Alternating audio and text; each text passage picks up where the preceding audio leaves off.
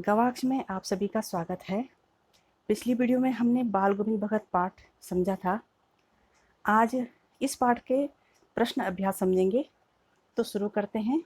पहला प्रश्न, खेतीबाड़ी से जुड़े गृहस्थ बाल गोविंद भगत अपनी किन चारित्रिक विशेषताओं के कारण साधु कहलाते थे? तो इसका उत्तर हो जाएगा कि खेतीबाड़ी से जुड़े गृहस्थ बाल गोविंद भगत न तो मोह माया से जुड़े थे और न उन्हें धन संपत्ति का लालच था। वे कबीर को अपना साहब मानते थे, उन्हीं के आदर्शों पर चलते, कभी झूठ नहीं बोलते, खरा व्यवहार रखते, व्यर्थ में किसी से झगड़ा भी न करते, बिना पूछे किसी की वस्तु न छूते, खेत की उपज को कबीर मठ में ले जाते और वहाँ से जो प्रसाद रूप में मिलता उसी से गुजर बसर करते। तो इन्हीं सब कारणों से वे साधु कहलाते थे। दूसरा प्रश्न, भगत की पुत्रवधू उन्हें अकेले क्यों नहीं छोड़ना चाहती थी? उत्तर, इकलौते पुत्र की मृत्यु के बाद भगत ने पुत्रवधू के भाइयों को बुलाकर आदेश दिया कि इसकी दूसरी शादी करा देना। लेकिन भगत की पुत्रवधू उन्हें अकेला नहीं छोड़ना चाहती थी। उसका तर्क था कि वृद्धावस्था में कौन आपके लिए खाना बनाएगा, बीमार पड़ने पर कौन देखभाल करेगा। तीसरा प्रश्न, भगत ने अपने बेटे की मृत्यु पर अपनी भावनाएं किस तरह व्यक्त की? उत्तर, भगत ने अपने इकलौते पुत्र की मृत्यु पर शोक नहीं मनाया, बल्कि बेटे को सफ़ेद कपड़े से ढककर फूल और तुलसी दल बिखेर दिए, सिरहाने दीपक जलाया और उसके सामने बैठकर गीत गाते चले गए।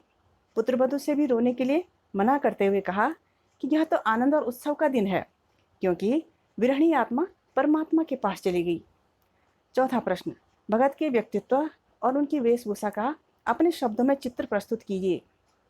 उत्तर, बाल गोविंद भगत मध्यम कद के और गोरे रंग के व्यक्ति थे। उनकी उम्र 60 वर्ष से अधिक रही होगी। सिर के बाल पक गए थे, लंबी दाढ़ी नहीं रखते थे, लेकिन चेहरे पर सफ़ेद बाल जगमगाते थे। कपड़े बिल्कुल कम पहनते, कमर में एक लंगोटी मात्र और सिर में कबीर पंथियों की सी कनफटी टोपी। जब जाड़ा आता तो ऊपर से एक काली कमली ओढ़ लेते, मस्तक पर रामानंदी टीका लगाते थे और गले में तुलसी के जड़ों की माला पहनते थे। पांचवा प्रश्न, बाल गोविंद भगत की दिनचर्या लोगों के अचरज का कारण क्यों थी? उत्तर, बाल गोविंद भगत नियमों का बारीकी से पालन करते थे। मौसम कोई भी हो, स्नान, ध्यान, खेती-बाड़ी देखना, सुबह शाम गीत गाना, उनके नियमों में कोई परिवर्तन नहीं आता था। परिस्थिति कोई भी हो, उनका व्यवहार नहीं बदलता था।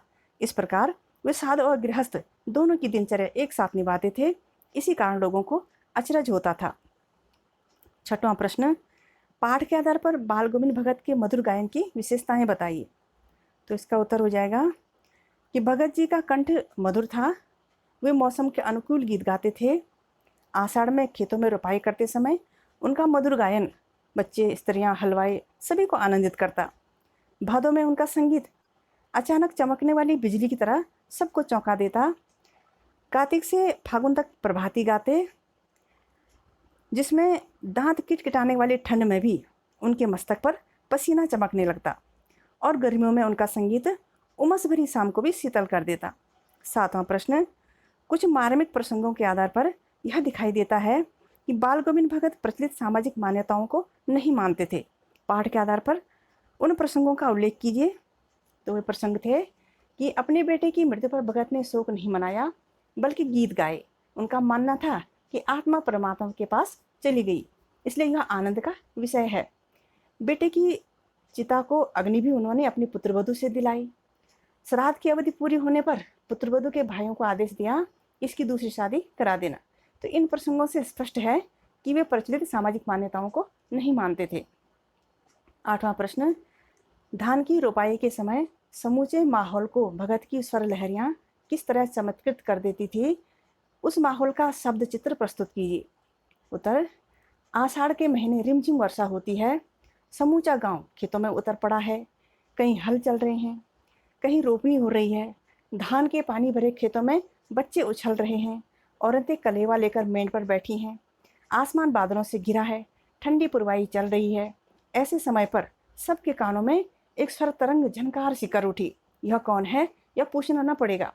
बाल गोविंद भगत समूचा शरीर कीचड़ में लिथड़े अपने खेत में रोपनी कर रहे हैं। उनकी उंगलियां एक एक धान के पौधे को पंक्तिबद्ध खेत में बिठा रही है। उनका कंठ एक एक शब्द को संगीत के जीने पर चढ़ाकर कुछ को ऊपर स्वर्ग की ओर भेज रहा है और कुछ को इस पृथ्वी कि मिट्टी पर खड़े लोगों के कानों की ओर। बच्चे खेलते हुए झूम उठते हैं। मेन पर खड़ी औरतों के ओंठ कांप उठते हैं, वे गुनगुनाने लगती हैं। हलवाहों के पैर ताल से उठने लगते हैं और रोपनी करने वालों की उंगलियां एक अजीब क्रम से चलने लगती हैं। यह बाल गोविंद भगत के संगीत का जादू है। अब है रचना और अभिव्यक्ति के प्रश्न। प्रश्न 9वां कि पाठ के आधार पर बताएं कि बाल गोविंद भगत की कबीर पर श्रद्धा किन किन रूपों में प्रकट हुई है। उत्तर, बाल गोविंद भगत कबीरपंथी थे। सिर पर कबीरपंथी टोपी पहनते थे, कबीर को साहब माते और उन्हीं के गीतों को गाते, उन्हीं के आदर्शों पर चलते। जो कुछ खेत में पैदा होता सिर पर लाद कर पहले उसे कबीरपंथी मठ में ले जाते और भेंट करते। प्रसाद स्वरूप जो भी वहाँ से वापस मिलता उसी से अपना गुजारा करते। पुत्र की मृत्यु पर भी वे रोए नहीं, बल्कि उत्सव मनाने को कहा। तो कबीर की भांति वे भी मानते थे कि आत्मा परमात्मा के पास चली गई है। 10वां प्रश्न, आपकी दृष्टि में भगत की कबीर पर अगाध श्रद्धा के क्या कारण रहे होंगे। तो इसका उत्तर कि कबीर गृहस्थ होते हुए भी एक संत कवि थे।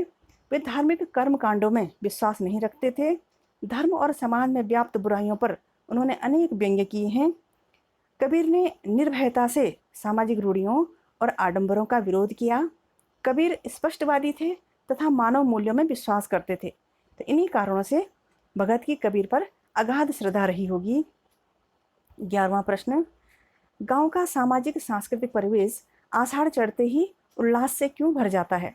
उत्तर, जेठ की तपती गर्मी के बाद आषाढ़ का महीना वर्षा लेकर आता है। ये वर्षा धरती की तपन को शांत करती है और जीव जंतु तथा वनस्पति को जल प्रदान करके सूखती फसलों को भी जीवन दान देती है। नई फसल के रूप में धान की रोपाई किसानों की प्रसन्नता बढ़ा देती है। आषाढ़ बीतने के साथ त्योहारों का आगमन प्रारंभ हो जाता है। इन्हीं सब कारणों से आषाढ़ चढ़ते ही गांव का सामाजिक सांस्कृतिक परिवेश उल्लास से भर जाता है। 12वां प्रश्न, ऊपर की तस्वीर से यह नहीं माना जाए कि बाल गोविंद भगत साधु थे। क्या साधु की पहचान पहनावा के आधार पर की जानी चाहिए। आप किन आधारों पर यह सुनिश्चित करेंगे कि अमुक व्यक्ति साधु है। उत्तर, साधु की पहचान पहनावा के आधार पर नहीं की जानी चाहिए, बल्कि उसके आचरण से की जानी चाहिए। साधु का अर्थ है सज्जन व्यक्ति, धर्म संगत आचरण करना, मानवता की सेवा करना, सांसारिक आकर्षणों में न पड़ना, ये साधु के गुण होते हैं। 13वां प्रश्न, मोह और प्रेम में अंतर होता है। भगत के जीवन की किस घटना के आधार पर इस कथन का सच सिद्ध करेंगे। तो उत्तर कि मोह में स्वार्थ होता है और प्रेम निस्वार्थ होता है। भगत को अपने पुत्र से मोह था, इसीलिए मंद बुद्धि और सुस्त होने पर भी भगत ने बड़ी इच्छा से उसकी शादी कराई। पुत्र की मृत्यु के बाद पुत्र वधू की दूसरी शादी का निर्णय लिया। यह उनका पुत्र वधू के प्रति प्रेम था जो निस्वार्थ था। भगत चाहते तो पुत्र वधू को अपनी सेवा शुश्रूषा के लिए अपने पास रख सकते थे, जबकि पुत्र वधू भी यही चाहती थी, लेकिन उन्होंने ऐसा नहीं किया। तो इस प्रकार से स्पष्ट है कि मोह और प्रेम में अंतर होता है। तो ये थे इस पाठ के अभ्यास के प्रश्न। अब अगली वीडियो में कृतिका भाग 2 का दूसरा पाठ पढ़ेंगे।